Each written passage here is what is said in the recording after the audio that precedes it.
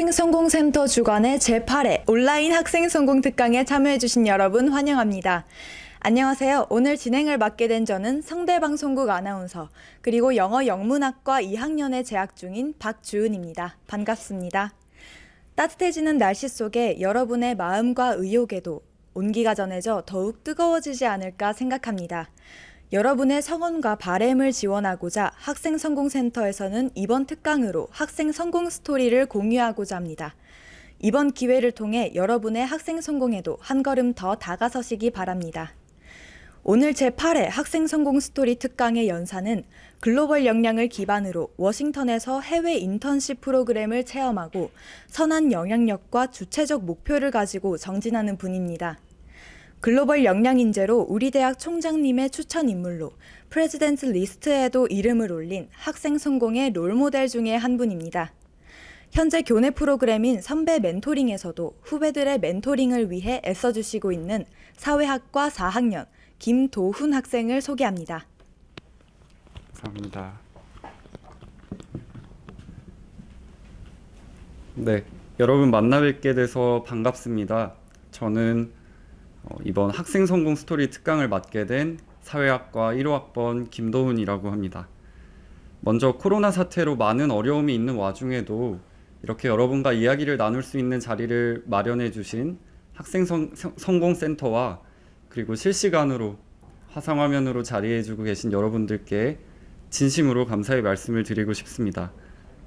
오늘 이 자리에서 강연을 맡기까지 저에게도 약간의 고민의 시간이 있었습니다.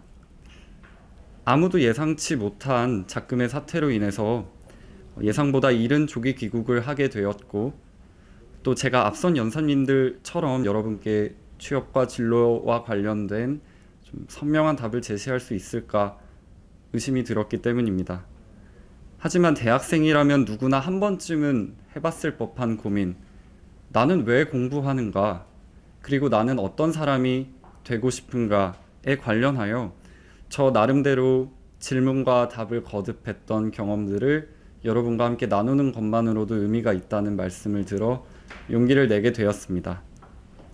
앞으로 제가 말씀드릴 강연의 내용은 제가 대학생활 동안 학교에서, 경찰청에서, 그리고 워싱턴을 거쳐 지금에 이르기까지 실패와 성공의 경험을 가감없이 나열하고 연결하는 것입니다.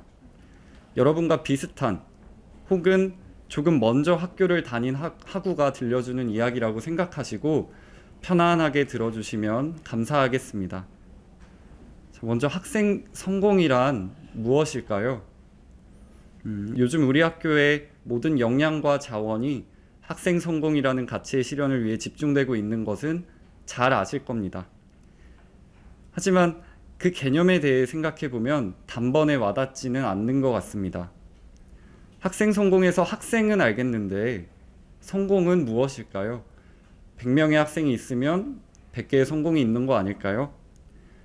제가 처음 이 개념을 생각해 봤을 때는 오히려 학생 실패를 반문하게 되었습니다. 무엇이 성공인지는 잘 모르겠지만 무엇이 실패인지는 비교적 선명하게 와닿았던 것 같습니다.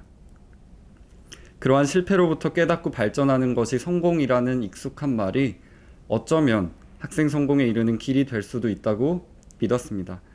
이러한 길에 이르기까지 오늘의 강연은 총 3가지 목차로 구성해 보았습니다. 먼저 학교 강의실에서 경찰청을 거쳐 워싱턴에 가게 되었었던 이야기를 들려드리겠습니다. 그리고 두 번째로 이러한 경험 속에서 어떠한 가치를 발견하고 여러분과 나눌 수 있는지 생각해 보도록 하겠습니다. 그리고 마지막으로 학생 성공과 수기치는 무엇일지 논의해 보면서 오늘 강의를 하나의 개념으로 요약해 보고자 합니다. 그럼 먼저 성공 스토리 중에 강의실 얘기로 시작하도록 하겠습니다. 가장 오래된 지혜에서 가장 명확한 답을 찾다라고 제목 붙여보았습니다. 이야기는 제가 1학년이던 2015학년도 1학기로 거슬러 올라갑니다. 강의를 듣는 분 중에는 올해 힘든 입시를 끝내고 성균관 대학교에 입학하신 새내기 분들도 많을 것이라고 짐작하고 있습니다. 여러분들은 대학교에 오면 가장 해보고 싶은 게 어떤 것이셨나요? 코로나 사태만 아니라면 미팅이나 연애, 동아리 활동 등 다양한 대학 생활에 대한 로망이 있었을 것이라고 믿고 있습니다. 저에게도 역시 대학교에 입학해서 가장 열심히 관심을 쏟았던 것은 바로 노는 것이었습니다. 유치원부터 고등학교 3학년까지 입시 성공을 위해 달려왔던 저에게 공부란 대학 입학의 또 다른 이름이었습니다. 공부가 좋아서 공부하는 사람이 있을까? 해야 되니까 하는 거지 라는 말은 저를 지탱해주던 제1의 명제였습니다. 간혹 그런 기사도 봤습니다. 초등학생보다도 대학생이 공부를 안 한다. 그럴 때면 맞아, 나만 그런 건 아니지 라고 하며 위안 삼기도 했었습니다. 때문에 대학에 들어와서 수업보다는 노는 데 바빴던 저는 1학년은 걱정 없이 놀고 2학년은 걱정하면서 놀면서 계속 되었던 것 같습니다. 근데 그러다 보면은 매 시험 기간마다 오히려 더 많이 스트레스를 받았었습니다. 하기 싫은 공부를 하는 일은 동기가 부족해서 그런지 더 힘에 부치는 일이었습니다. 그러나 그런 저의 가슴 다른 한켠에는 또 다른 근심이 있었는데 여러분들이 웃기실 수도 있겠지만 바로 성균 논어였습니다. 우리 학교를 졸업하기 위해서는 전공을 막론하고 성균 논어를 들어야 된다라는 사실을 아마 다 아실 것이라고 생각합니다. 그러나 고학년이 될수록 티오가 줄어들어서 듣기 싫다고 마냥 미룰 수만은 없는 일이었습니다. 빅데이터와 AI 시대에 논어를 들어야지만 학교를 졸업할 수 있다는 조건이 다소 불만스럽기도 했습니다. 그러나 이러한 생각은 제가 2학년 2학기 16년 가을에 미루고 미뤘던 논어 수업을 들은 후로 돌이킬 수 없는 변화를 겪게 된 것 같습니다. 첫 수업날 한 학기 동안 지루한 학자들의 이론과 사상에 시달릴 생각에 벌써부터 한숨이 나왔습니다. 강의실에 친구와 같이 들어왔는데 구조가 계단식인 것을 보고 저는 맨 뒷자리에 앉았습니다. 그리고 그 친구랑 수업이 끝나고 오늘은 어디로 놀러 갈까? 수업 정말 듣기 싫다 하면서 얘기를 나누고 있었습니다. 그러나 교수님이 들어오시고 말씀을 시작하시자 저는 순간적으로 말을 멈출 수밖에 없었습니다. 교수님은 수업은 토론식으로 진행됩니다 라고 말씀하셨습니다. 논어가 토론의 대상이 될 수 있을까요? 달리 말하자면 공자의 가르침이 토론의 대상이 될 수 있을까요? 이는 마치 성경의 내용을 보고 토론하고 진위 여부를 다퉈보자 라는 말처럼 비슷하게 들렸습니다. 하지만 논어가 토론의 대상인지도 결국 토론의 대상이 되었습니다. 시간이 지나자 강의실은 학생들의 흥미로운 의견으로 채워져 마치 살아있는 생물 같았습니다. 과거와 미래는 상충하는가?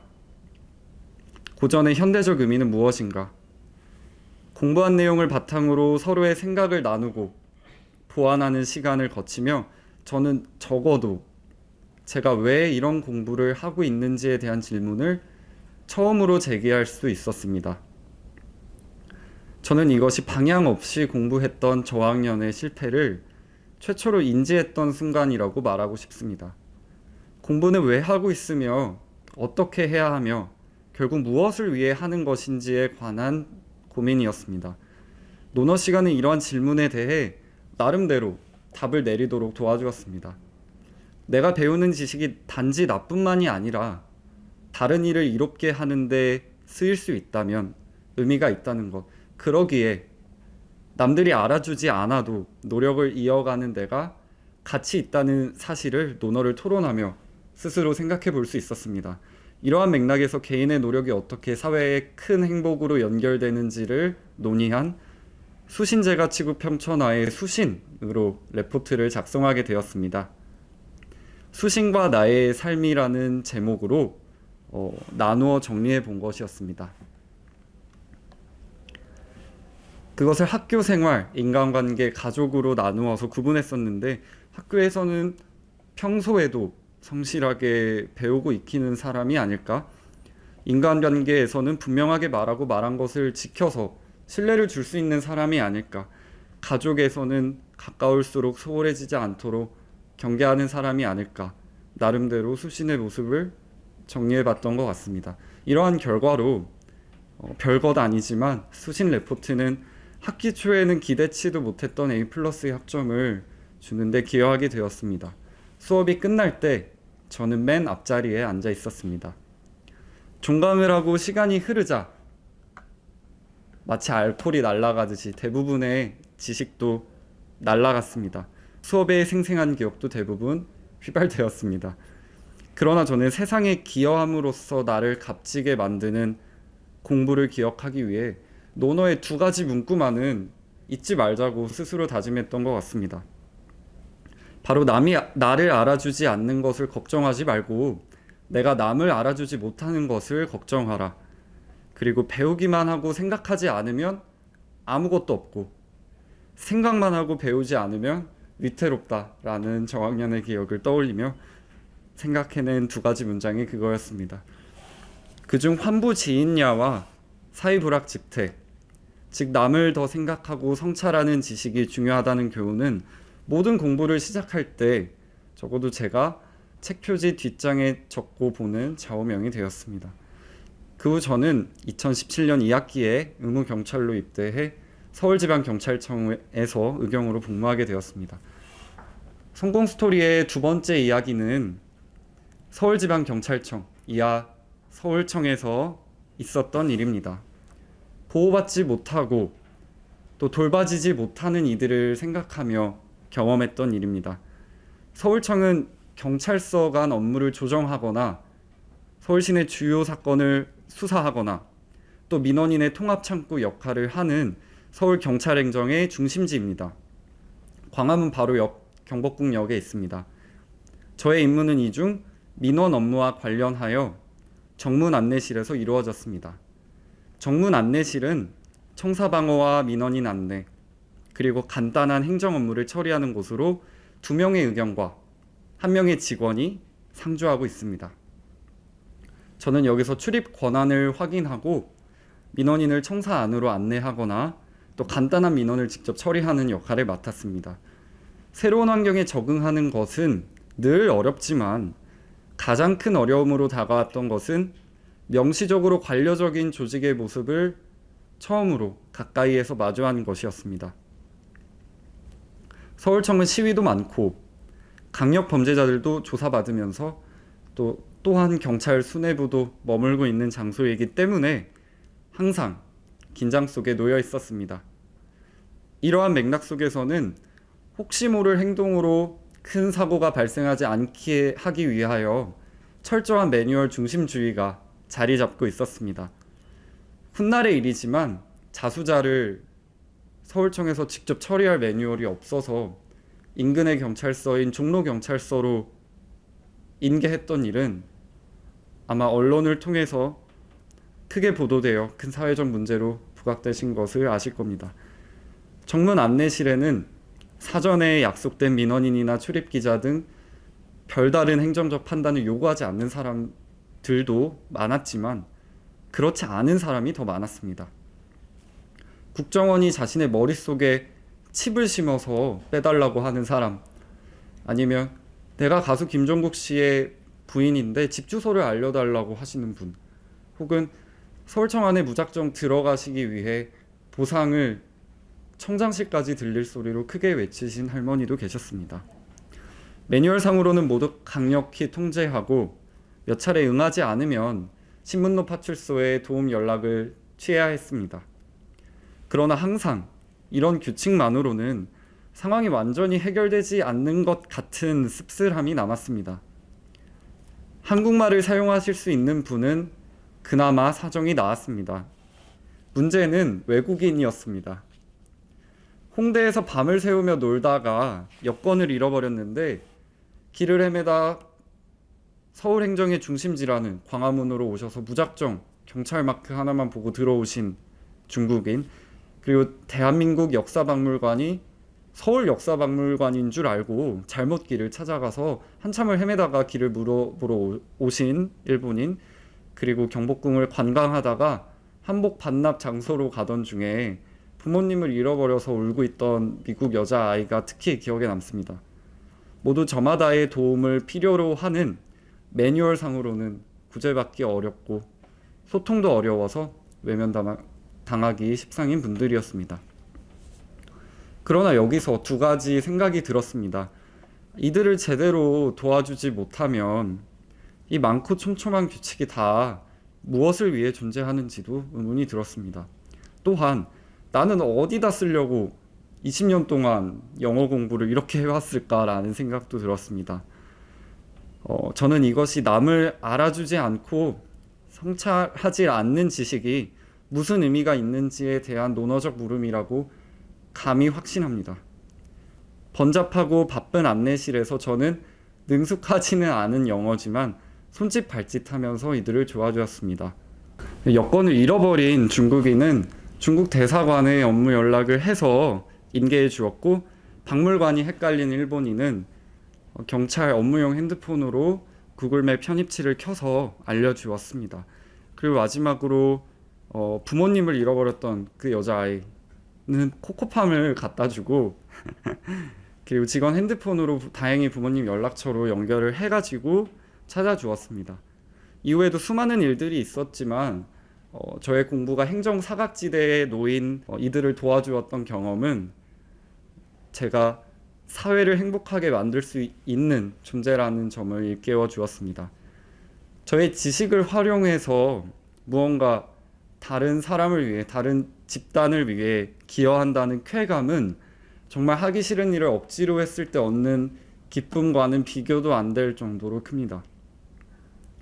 나중에는 외국인 민원인이 올 때 동료 의경이 그들을 내치지 않고 같이 도움을 줄 수 있도록 노력하는 분위기가 만들어졌고, 이를 공식적인 부대 안건으로 지정해서 외국인들을 위한 별도의 매뉴얼을 만들게 되었습니다.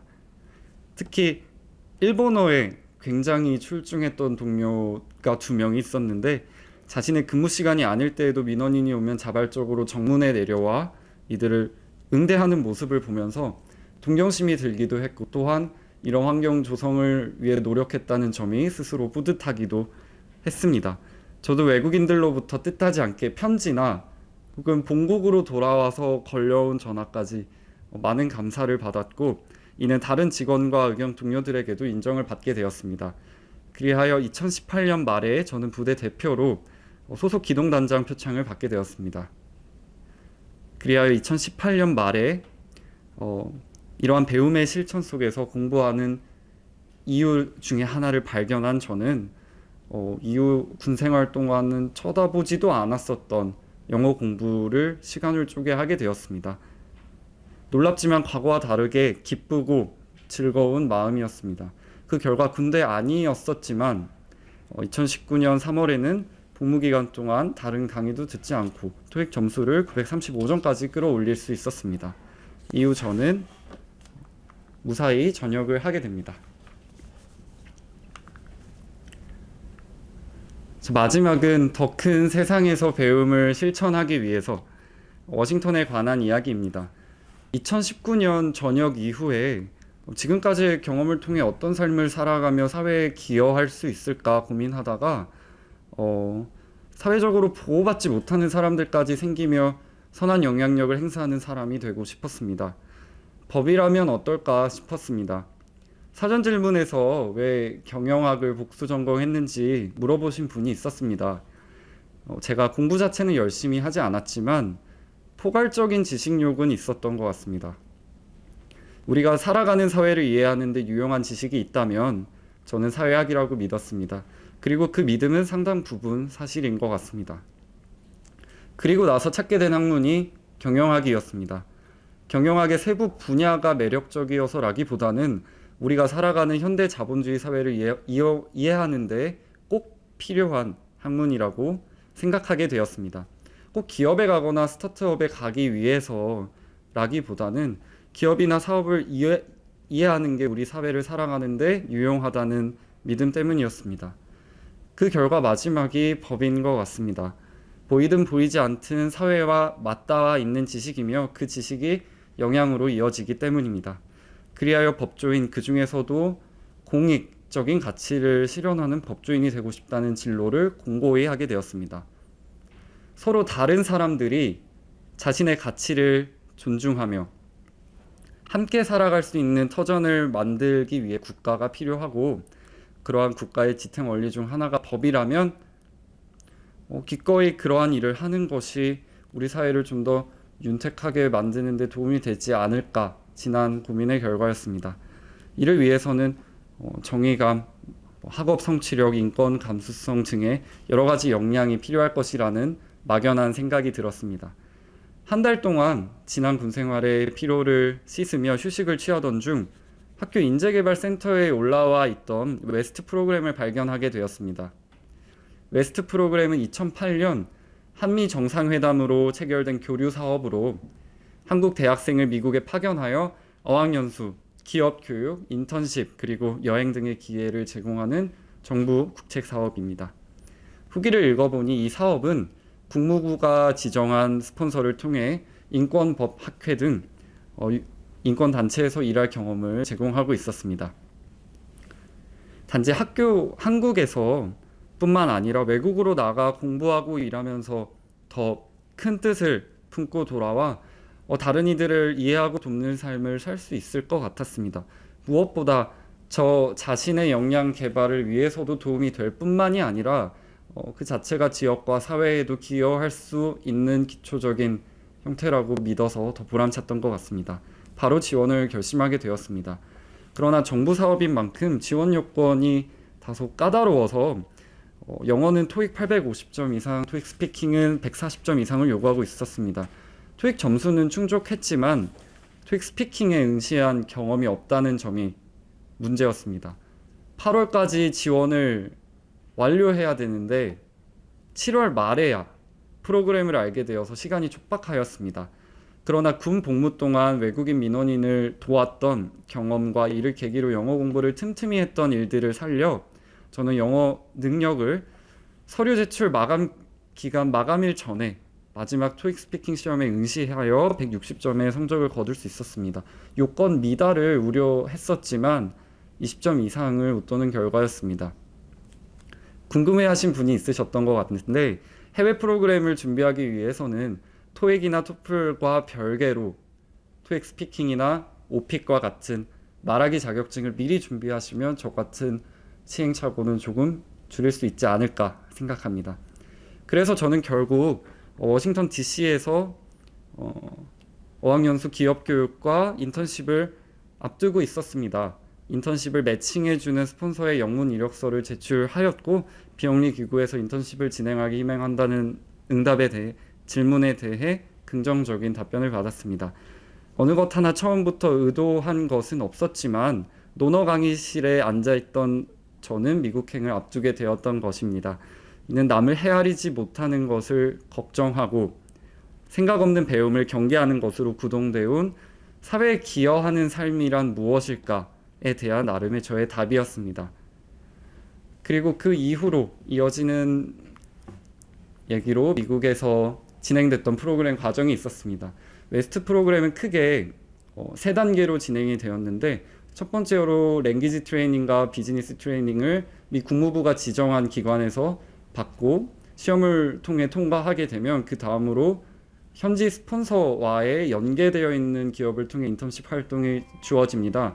그리고 그 마지막으로 그레이스 피어리드라는 게 있는데요. 이때는 한 달 동안의 유예 기간을 두면서 미국 내 아무 곳이나 자유롭게 여행할 수 있는 기간까지 연계되었습니다. 그래서 비자 또한 웨스트 J1이라는 이름으로 따로 발급을 받게 되었습니다. 그러던 와중 미국에서 비즈니스 트레이닝까지를 끝냈을 때 저는 싱크탱크나 아니면 미국 로펌에서 저의 전공과 연계하여 인턴을 할 수 있다라는 여러 후보군들을 제시를 받았었는데, 너무나 아쉽게도 여러분들 지금 아시다시피 뉴욕, 로펌이 많은 뉴욕과 또 싱크탱크나 NGO가 많은 워싱턴 같은 경우가 주 전체를 락다운을 걸어버렸기 때문에 프로그램 자체가 조기 중단이 되어 모두 귀국을 하게 되었습니다. 결과부터 말씀드리면 저는 교육 주관 부처인 교육부와 미 국무부 그리고 대사관과의 연계를 통해 코로나 사태가 진정되는 국면에 비즈니스 트레이닝 이후 과정을 재파견 협의 중에 있다는 응답을 받았습니다. 하지만 인턴십 매칭 이전 과정에서도 제가 생각해왔던 사회에 기여하고자 하는 삶의 많은 부분들을 달성했다라고 생각을 합니다. 근데 먼저 어학연수나 비즈니스 트레이닝에 관련하여 궁금해하신 분들이 많아서 이 부분을 한번 자세하게 짚고 넘어가면 어떨까라고 생각하게 되었습니다.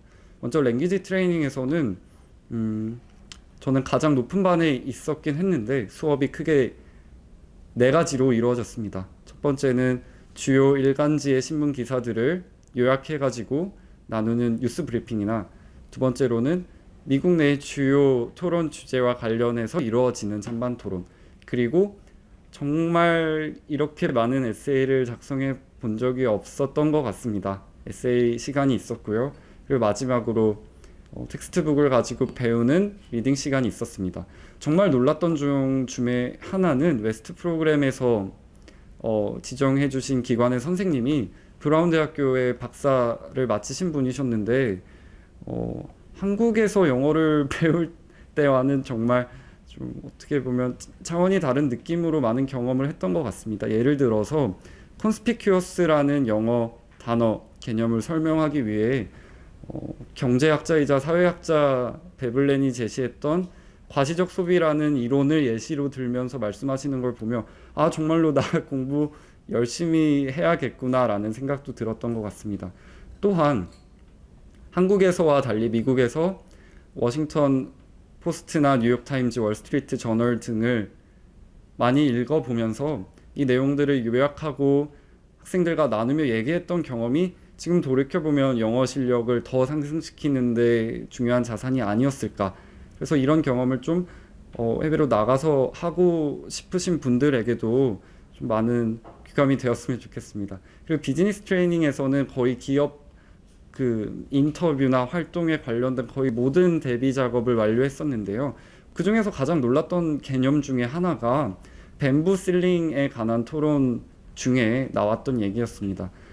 아시아계 미국인들이 직장에서 겪는 어떤 승진과 관련된 차별에 있어서 대나무 천장이라는 개념이 있는데 이에 관한 토론을 진행하는 라디오를 들어보다가 아시아인들은 사교적이지 않고 또 책상에 머리만 박고 일하는 데 익숙해져서 어쩌면 그것이 기업 활동에 잘 녹아들지 못하는 어려움이 아니겠느냐, 아시아인들은 왜 노는 것을 싫어하느냐라는 내용이 나왔습니다.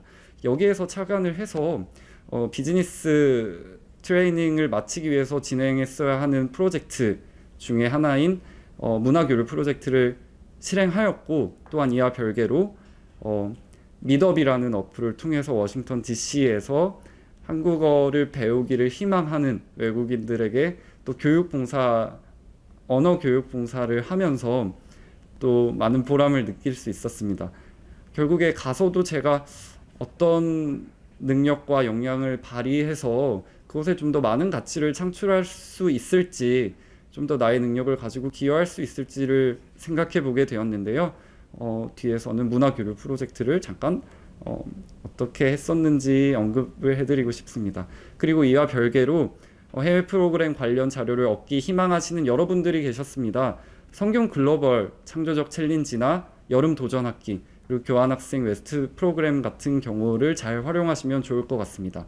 특히 여름 도전학기 같은 경우는 시범으로 아직 진행이 완전히 되진 않은 것 같은데, 그리고 또한 예정되어 있던 해외 인턴 프로그램이 아마 지금 학기에는 취소된 것으로 알고 있습니다. 하지만 코로나가 진정 국면을 맞이하면은 그때를 대비하셔서 도전하실 수도 있으니까 미리미리 학교 홈페이지나 학생성공센터를 많이 참조하시면은 정말 먼저 해외를 갔다 온 사람으로서 더 많은 도움이 되지 않을까 싶습니다. 그리고 하우징이나 핸드폰, 생활비, 비행기, 그리고 전기수에서 인턴십을 했던 사람, 이런 얘기들과 관련해서는 Q&A 때 좀 구체적인 질문을 받으면 또 응답해 드릴 수 있을 것 같습니다. 그래서 문화교류 프로젝트를 4명이서 같이 진행했는데 이름을 개인정보사 저만 남겼고요.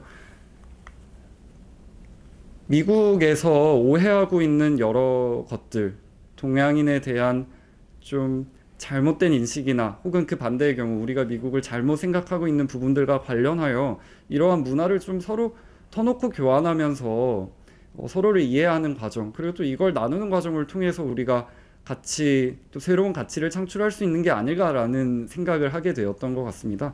그래서 여러 가지 주제로 나눠서 이렇게 사람들을 직접 인터뷰하면서 DC에서 어떤 삶을 살고 있으며 어떤 생각을 하고 있고 또 무엇을 하고 싶고 한국 문화에 대해서는 어떻게 생각하고 어떤 차이점이 있는 것 같고 이런 것들에 관해서 많이 여기저기 장소를 돌아다니면서 연구를 하게 되었었는데 그 결과 생각보다 사소한 부분 단위까지도 차이가 있다라는 것을 발견했던 것 같습니다. 예를 들어 눈을 마주치고 말을 하는 것이라든지 어떤 물건을 전해줄 때 한 손으로 주는 것과 두 손으로 주는 것의 차이라든지 이런 사소한 부분에서까지의 여러 가지 다른 문제점들에 대해서 우리가 터놓고 이야기하면서 서로를 좀 잘 이해하는 과정을 나름대로 가졌던 것 같고 결과 그 기관 내에서 우수 작품으로 수상을 하게 되었습니다. 이런 식으로 매거진을 만들었습니다. 그리고 앞에 내용을 조금 간단하게 요약해 보자면 이런 게 아닐까 싶습니다. 두 가지 가치를 우리가 함께 생각해 볼 수 있지 않을까요? 첫째는 선한 영향력을 확장해 가는 삶입니다. 그리고 두 번째는 주체적으로 목표를 정하고 정진하는 삶이 그것입니다. 제 이야기에는 저는 입시 성공을 위해 달려오고 뒤처지지 않는 사람이었다고 말씀을 드렸는데요. 그러나 서울지방경찰청에서 타국에서 진땀 흘리고 있는 외국인 민원인들을 용기를 내서 처음으로 좀 적극적으로 응대를 한 이후로부터 베푸는 가치, 나누는 가치에 대하여 생각하게 되었습니다. 이러한 선한 영향력은 나라와 기관을 옮겨서 워싱턴에서의 봉사활동이나 문화, 교류 프로젝트 등을 통해 또 확장할 수 있었던 것 같습니다. 두 번째는 주체적으로 목표를 설정하고 정진하는 삶입니다. 지금까지의 성공 흐름이 당연히 물 흐르듯 했던 것은 아닙니다. 그러나 중장기적인 목표를 설정하고 또 이를 달성하는 과정, 즉 반복된 작은 승리의 기쁨이 저를 꾸준히 다음 단계로 나아가게 하였습니다. 논어 강의실에서는 지금까지도 자랑으로 삼는 A+, 그리고 경찰청에서는 동료와 직원에 의해 인정을 받은 총경표창, 그리고 국책 해외 인턴 사업의 합격 경험을 자양분으로 앞으로의 로스쿨 입학과 변호사 등의 미래를 위해서도 또 정진하려고 합니다. 물론 이러한 코로나 사태와 같이 누구도 예상치 못한 천재지변이나 닥치는 역경이 있을 것이라고 생각합니다. 그러나 그 과정 중에서도 자신이 방향을 잘 설정하고 하고자 하는 것이 무엇인지에 대한 인식이 있다면 어떤 방식이든 어떤 대안이든 슬기롭게 선택하고 헤쳐나갈 수 있을 것이라고 생각합니다. 이러한 맥락에서 학생 성공이란 어쩌면 더 나은 사회를 만들기 위해 배움을 성찰하고 또 지식을 활용해 나가는 지속적인 과정이 아닐까, 이러한 의미에서 질문을 주셨던 분들도 있는데 수신제가 치고 평천하라는 그런 고전적 지혜는 자신과 가정을 다스리는 자가 나라를 다스리고 평한다는 고전적인 통치 기법에서 현대사회라면 만약 선한 영향력을 널리 퍼뜨리는 작은 개인의 무한한 잠대성을 일깨워주는 말이 아닐까 생각을 합니다. 그래서 이를 한 가지로 요약하는 개념을 여러분과 좀 나눠보고 싶습니다. 아래 동그라미 쳐져 있는 부분에는 제가 요즘 우리 사회에서 좀 유명한 혹은 화제가 되고 있는 혹은 학교에서 좀 부각되고 있는 키워드들을 가져왔는데요. 예를 들어 2011년에 하버드 대학교 경영대학 그 교수 마이클 포터 교수가 제시했던 CSV 공유 가치라는 개념이라든지 아니면 기업의 사회적 책임을 말하는 CSR 같은 개념이 익숙하실 것입니다. 특히 기업이 자신이 하는 기업 행위가 그 기업뿐만이 아니라 지역 공동체와 사회에 그 자체로 기여하는 행위들을 말하는 CSV 또한 익숙하게 회자되는 것 같습니다. 또한 지속 가능한 발전 목표라든지 인권 경영, 그리고 요즘에 한창 말이 많았죠. 선진국 논란, 그리고 시민의식과 관련해서도 어찌 보면 우리 사회가 더 나은 방향으로 나아가기 위해서 추구하고 있는 여러 가치들이 공통점이 있지 않을까 생각해 보았습니다. 저는 그 중에서도 기업의 공유 가치 창출을 의미하는 CSV를 앞에 C를 I로만 바꿔서 Individual Shared Value로 이름 붙여 보았는데요. 바로 개인의 공유 가치입니다. 지금까지 긴 강연이었기 때문에 여러분들이 많이 지치시고 또 여러 가지 개념과 이야기들이 나와서 헷갈리셨을 것 같은데, 개인적으로 ISV라는 저 개념 하나만 기억하셨으면 좋겠습니다. 내가 하는 행위가 단지 나뿐만이 아니라 그 자체로 지역과 사회에 기여할 수 있는 행위가 되었을 때 비로소 영어가 되었든 해외 인턴이 되었든 수업이 되었든 혹은 어떤 직장에서의 경험이 되었든 밑에 나열된 모든 가치들을 달성하는 데 가장 중요한 개념이 아닐까 싶습니다. 기업보다 중요한 일이 이것이 아닐까라는 생각도 가지고 있습니다. 그래서 제가 사회학과다 보니까 사회학과에서 사회문화 현상을 바라보는 이론의 큰 틀로 기능론과 갈등론이 있는데, 갈등론은 사회의 대립과 투쟁에 초점을 맞추는 거고, 기능론은 사회의 조화와 균형에 초점을 맞추는 이론입니다. 그러나 사회학계에서는 기능론이 많이 정태적이고 현상 유지에 기여한다라는 점 때문에 많이 과소평가되었던 것 같습니다. 이 얘기를 말씀드리는 이유는 저는 저를 기능론자라고 생각하지만 조금 더 역동적인 기능론자라고 믿고 싶습니다. 개인의 공유 가치를 실천하는 여러 개인들이 모여서 기업이든 지역이든 사회든 공동체든 어떤 보다 큰 집단과 가치를 위해 나아간다면 우리 사회가 조금 더 선한 영향력이 확장되고 순환되는 그런 사회의 모습을 갖지 않을까 생각하게 됩니다.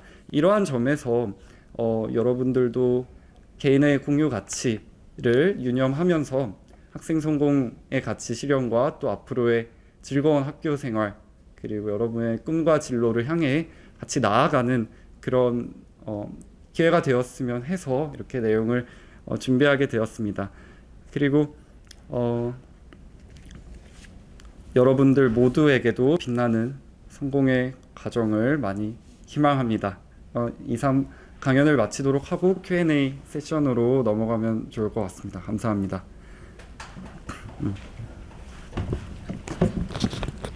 네, 소중한 강의 진심으로 감사드립니다.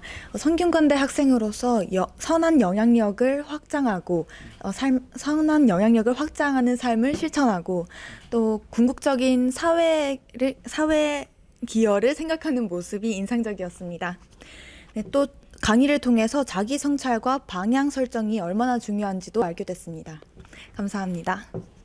네, 그럼 지금까지 강의를 들으시고 추가적으로 궁금한 사항이 있으신 분들은 채팅방에 질문을 남겨주시기 바랍니다. 웨스트 프로그램은 대략 몇 학년 때 지원하는 것이 일반적인가요?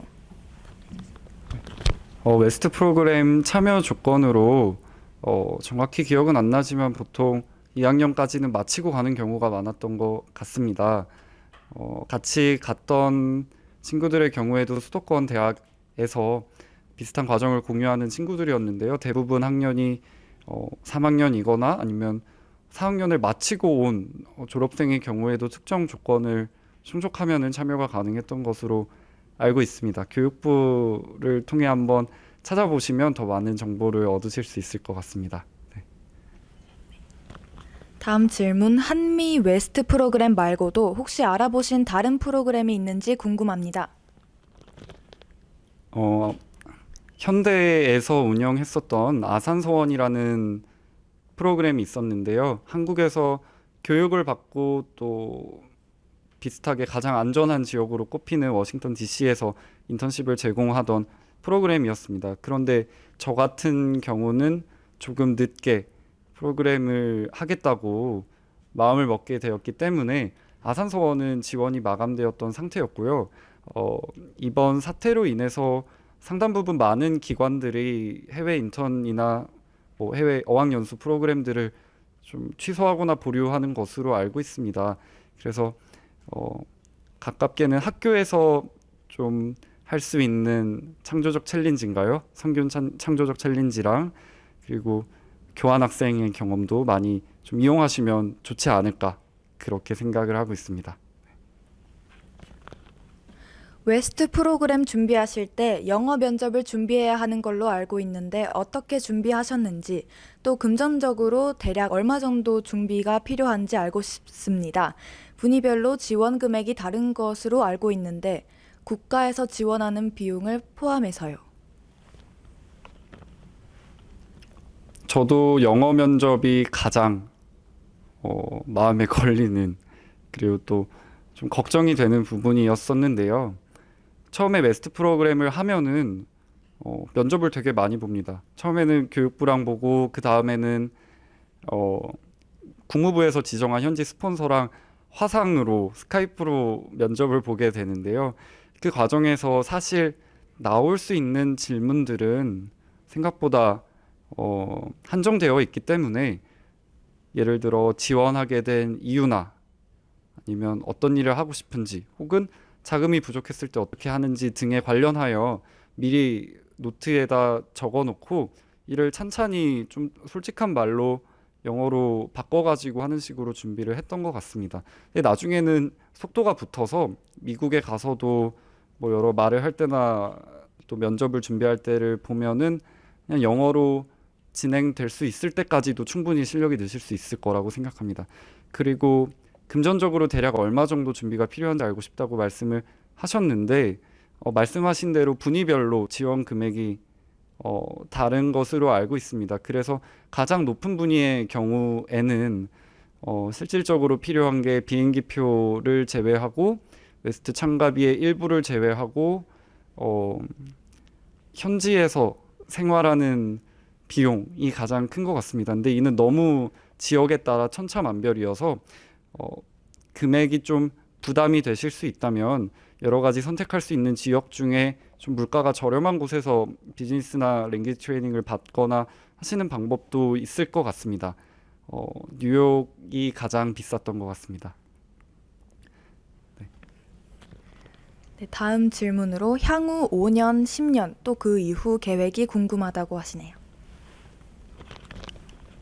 향후 5년, 10년 그 이후의 계획을 물어보셨는데 한국에 좀 돌아와서 든 생각은 좀 봉사활동을 옛날에는 안 했었는데 한국에서 좀 해보고 싶다. 제가 강아지를 키우는데 그때 같이 갔던 친구 중에 한 명은 유기견 봉사활동을 DC에서 진행을 했더라고요. 근데 너무 어느 공간에 있든지 자기가 기분이 좋고 할 수 있는 일이어서 한다라는 말을 듣고 한국에서도 좀 많이 진행해보고 싶다는 생각이 들었으면 다만 요즘에 상황인지라 지금 대면 접촉이 가능해지고 여러 가지 오프라인 활동이 좀 풀릴 때쯤 찾아볼 계획입니다.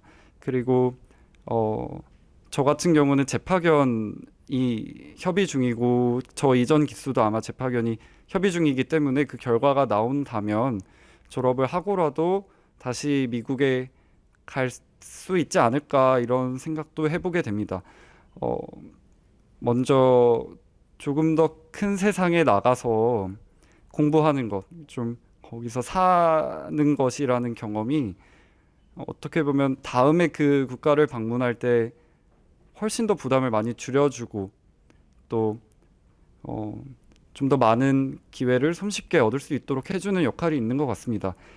그곳에 가서 할 수 있는 것도 되게 많기 때문에 제가 최초에 기대했었던 활동에 비해서 다양한 뭐 봉사활동이나 아니면은 현지 프로젝트나 아니면 제가 했었던 교육봉사 같은 것들도 할 수 있어서 그 부분이 참 매력적이어서 다시 한 번은 방문하지 않을까라고 생각을 합니다. 대학생 때 논어와 관련해 인공지능에 대해서도 배우셨나요? 제가 대학교 2학년 때 논어를 들었을 때는 인공지능과 관련된 내용은 직접적으로 나오진 않았습니다. 그때 한 명 생각나는 게 이와 관련된 토론 문제를 제기했던 학우가 있었던 것 같아요. 예를 들어 테슬라 전기차 자율주행 기능과 관련하여서 사고가 발생했을 때 이를 사람의 책임으로 여겨야 되나 기계의 책임으로 여겨야 되나 이런 좀 흥미로운 의견을 제기했던 학우의 기억이 많이 기억에 남습니다. 논어 자체 커리큘럼 내에서 인공지능을 따로 삽입해서 다루는 것은 아니지만 아마 학우님께서도 질문해 주신 이유가 요즘에 가장 핫한 기술이나 지식 중에 하나가 인공지능이어서 그런 것 같습니다. 기회가 되신다면 수업 시간에 주제를 가지고 한번 꺼내서 얘기를 나눠보시면 더 훨씬 흥미롭고 많은 점을 배울 수 있는 기회가 되지 않을까 그렇게 생각을 하게 됩니다. 네. 선한 영향력을 확장해가는 삶을 살고자 하셔서 법조인을 꿈꾼다고 하셨는데 왜 다른 분야가 아닌 법에 초점을 두셨는지 궁금합니다. 좀 강의에서 확실히 언급할까 하다가 삭제했던 부분을 너무 잘 질문해 주신 것 같습니다. 법조인을 택하게 되었던 이유 중에 하나는 사실 그 의경으로 서울지방경찰청에서 복무했던 경험의 다른 측면도 컸습니다. 조사를 받으러 많은 사람들이 오시는 거를 정문에서 두 눈으로 확인을 했었는데 모든 경찰관이 다 그런 것은 아니지만 옆에 변호사가 있는지 없는지 그 사람의 차림새가 멀쩡한지 아닌지 아니면 말투가 격식 있는지 없는지를 구분으로 해서 많은 태도가 바뀌는 것을 보면서 법이란 정말 지식 자체가 가지고 있는 그 함의뿐만이 아니라 직접적인 어떤 영향력과 누군가를 돕는 힘이 될 수 있는 지식이 아닐까라는 점을 좀 가까이에서 마주하게 된 것 같습니다. 그래서 만약에 그런 지식이 영향으로 발휘되는 법을 공부하고 그걸 내가 조금 더 원하는 방향, 가치에 맞춰서 활용할 수 있다면 그리고 그러한 행위 자체가 좀 우리 지역과 사회에도 도움이 되는 방향이라면 기꺼이 택하고 싶은 마음이 많이 들었던 것 같습니다. 다음 세대가 논어를 재해석함에 있어서 가장 중요한 키워드는 무엇이라고 생각하십니까? 과거와 현재는 상충되지 않는다라는 명제가 중요하다고 답을 드리고 싶습니다. 논어는 어찌 보면은 과거의 얘기지만 현재까지도 읽히고 있는 책이라고 볼 수 있습니다. 다소 사회학에서는 순환론적이거나 좀 진화론적이라고 말할 수도 있을 것 같은데요. 지금까지 남아있는 것들이 얼마나 많이 있겠습니까? 남아있다면 그 중에 그만한 충분한 이유가 있지 않을까요? 다만 그것이 적용되는 맥락은 시대나 상황에 따라 변한다는 점을 부정할 수까지는 없는 것 같습니다. 그래서 제가 간혹 말씀드렸던 과거의 통치 기법을 뜻했던 수신제가 지구 평천하는 그럼 요즘과 같은 현대 사회에서는 1인 독재 국가에서만 가능한 얘기 아니겠느냐 이런 것이 아니라 조금 더 그 당시의 지혜를 어떻게 하면 우리 사회에 살아있는 지혜로 좀 가져올 수 있을지 이런 점을 많이 고민하는 게 좀 지식을 확장하고 좀 공부 또한 재밌어지는 방법 중에 하나라고 생각을 합니다. 이건 저도 궁금한 질문인데요. 미국 다녀와서 효율적인 영어 공부 방법을 배우고 오신 것 같은데 한국에서 할 수 있는 실용적인 영어 공부법을 공유해 주세요. 쓰기입니다. 우리는 쓰지 않습니다. 한국에서 가장 많이 느꼈던 부분은 영어 공부를 할 때 시험이나 아니면 뭐 듣기 시험, 뭐 읽기 시험을 포함해서 영어를 못하는 분들도 충분히 잘 하시는 것 같습니다. 심지어 영어 공부에 동기가 없는 분들도 우리 학교 학생이라면 조금만 연습을 하시면 기술적인 측면이 커서 많이 하시는 것 같은데 근데 그거 자체가 곧 진짜 실력이 아니라는 점이 이번에 많이 느꼈던 부분입니다. 제가 미국에서 가서 가장 크게 놀랐던 점은 듣기도 아니고 읽기도 아니고 바로 쓰는 연습을 통해서 나머지 모든 실력이 다 증가했다는 것입니다. 근데 쓰는 주제는 거기서만 배울 수 있었다라고 말하기에는 참 좀 한정되어 있는 것입니다. 예를 들어 내가 슈퍼파워를 얻는다면 어떤 일을 하고 싶은가라는 주제만 가지고도 에세이 한 페이지를 마련할 수 있습니다. 그리고 그러한 과정을 통해서 어휘 실력도 늘게 되고 읽어보면 읽기 실력도 늘게 되고 또 자기 머릿속에 들어있는 손에 새겨진 지식이기 때문에 나머지도 많이 영향이 되는 것 같고 듣기의 경우에 있어서는 거기에서 CNN을 많이 들었던 것 같습니다. 그냥 틀어놓고 생각하면서 좀 듣는 연습을 했는데 도움이 많이 됐던 것 같습니다. 한미 웨스트 프로그램의 경우 어떤 진로를 가진 사람들, 주로 어떤 사람들에게 도움이 될지 궁금합니다. 또한 후에 어느 분야로 현지에서 취업할 수 있는지도 궁금합니다.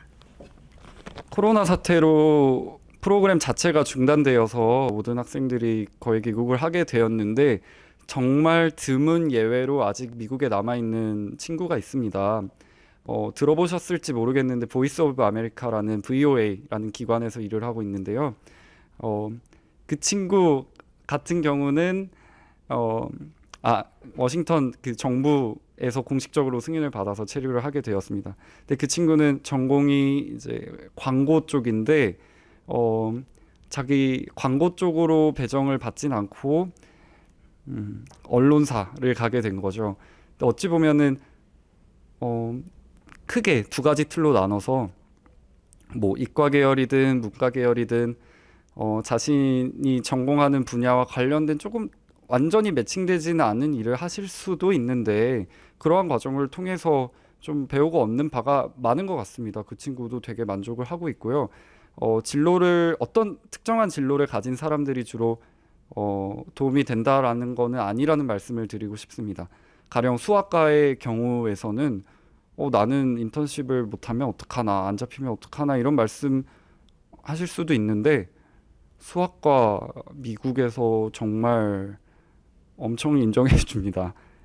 전공을 굉장히 중요하게 생각해서 수학의 경우에도 그 재무 쪽 회사나 아니면 회계 업무 담당하는 회사로 많이 갔었던 경우도 봤습니다. 안타깝지만 재파견을 기대해야 되는 상황인 것 같습니다. 그리고 후에 어느 분야든지 그런 경력으로 인정을 받는다면 그 안에서 사소한 일 하나만 하더라도 굉장히 높게 쳐주는 것 같습니다. 현지 분위기가. 그래서 조금 더 적극적으로 여기저기 활동을 하신다면 현지에서도 충분히 취업하실 수 있지 않을까 생각하고 있습니다. 로스쿨을 꿈꾸시는데 이러한 프로그램으로 휴학을 해야 한다는 점, 리트나 다른 것들에 부담을 느끼시지는 않으셨는지 궁금합니다. 로스쿨 하면은 흔히 학토리시라고 하죠. 학점, 토익, 리트 세 가지가 가장 중요하다고 하는데 물론 당연히 맞는 말이지만 제가 하나 느꼈던 점은 또 그런 목적을 향해 너무 자기를 채찍질하다 보면은 제가 버티지 못할 것이라는 생각도 들었습니다. 로스쿨만을 가기 위해서 계속 공부하다 보면은 좀 다른 기회를 포기하거나 할 수 있는 다른 일들을 못하는 경우가 생길 거고 이는 로스쿨에 들어가서도 3년 동안 공부를 하면서 자기를 채찍질하고 또 나머지 직장에 가서도 자기를 끊임없이 채근해야 하는데 이러한 과정에 쉼표를 찍는 일이 참 어렵습니다. 그런데 적어도 제가 하려고 했던 일들이 로스쿨이 추구하는 가치와 정반대로 상충된다고도 생각하지 않은 것도 있지만 그 자체로 어떤 확신이나 저 자신이 좀 더 발전할 수 있다라는 생각이 들게 되어서 한 학기 정도 휴학을 한 것에 부담을 느끼지는 않았던 것 같습니다. 네. 시간 관계상 차서연님의 질문만 받고 마무리하겠습니다. 혹 강연에서 언급한 프로그램 외에 추천하고 싶으신 프로그램 또는 대외 활동이 있으신가요? 제가 가장 최근에 유심히 봤던 거는 그때 여름 학기와 이번에 시범으로 개설하는 도전 학기와 관련된 커리큘럼이 굉장히 잘 나와 있더라고요. 그러니까 인턴십 프로그램뿐만이 아니라 어떤 뭐 논어 관련된 강연도 있었고요. 또 다양한 인성품, 창의품 등의 그런 상품을 취득을 도와줄 수 있는 그런 강연도 있어서 어찌 보면은 우리 학교 학생이 우리 학교를 졸업하고 또한 우리 학교에서 할 법한 고민들에 대해서 학교가 지금 너무나도 성공적으로 저 때는 왜 없었지?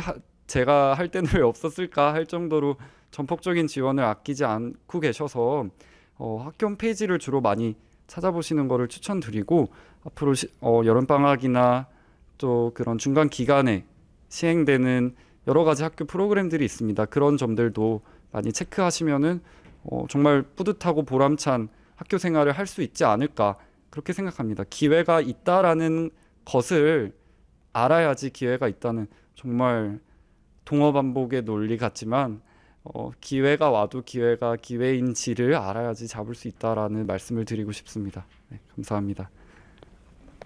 성의 있는 답변들 감사합니다. 네, 오늘 특강에 참여해주신 분들은 설문조사를 지금 바로 작성해서 제출해주시면 대단히 감사하겠습니다. 여러분의 정성스런 의견은 차후 더 나은 학생 성공 특강을 위한 소중한 참고자료로 활용될 예정입니다. 설문을 남겨주신 분들은 선정하여 소정의 기념품을 드리고 있으니 많은 참여 부탁드리겠습니다. 오늘 학생성공센터 온라인 특강을 통해 뜻깊은 시간이 되셨나요? 다음에도 또 다른 자기주도성의 주제로 제9회 학생성공 스토리 특강이 여러분을 찾아갈 예정입니다. 다음 특강에도 많은 참여와 관심 부탁드리겠습니다. 또한 학생성공센터에서는 선배들과 교수님들의 멘토링 프로그램을 시행하고 준비하고 있습니다. 현재 선배 멘토링은 학생성공센터 홈페이지에서 신청하실 수 있으며 교수 멘토링은 2학기에 시행될 예정이니 정보와 도움을 받으시길 바랍니다. 그 밖에 우리 대학은 여러분의 성공적인 대학 생활을 지원하는 다양한 프로그램들을 운영하고 있습니다. 교내 많은 프로그램들을 상담을 통해 안내받을 수도 있으니 GLS를 통해 학생 성공 상담도 받으시길 바랍니다. 네, 마지막으로 오늘 오후 3시에 학술정보관에서는 라이브 아카데미를 개최합니다. 첫 번째 시간으로 오늘 밤은 굶고 가야지를 집필하신 박상영 작가님께서 나 박상영 자신으로 살아가기 위해 외치는 다짐이라는 제목으로 강연해 주실 예정이오니 많은 참여 부탁드립니다. 네, 긴 시간 집중하여 경청해 주셔서 대단히 감사드립니다. 오늘 이곳에서 함께 나누었던 이야기들이 여러분들의 성공적인 대학 생활에 도움이 되시길 진심으로 응원합니다. 수고 많으셨습니다. 감사합니다.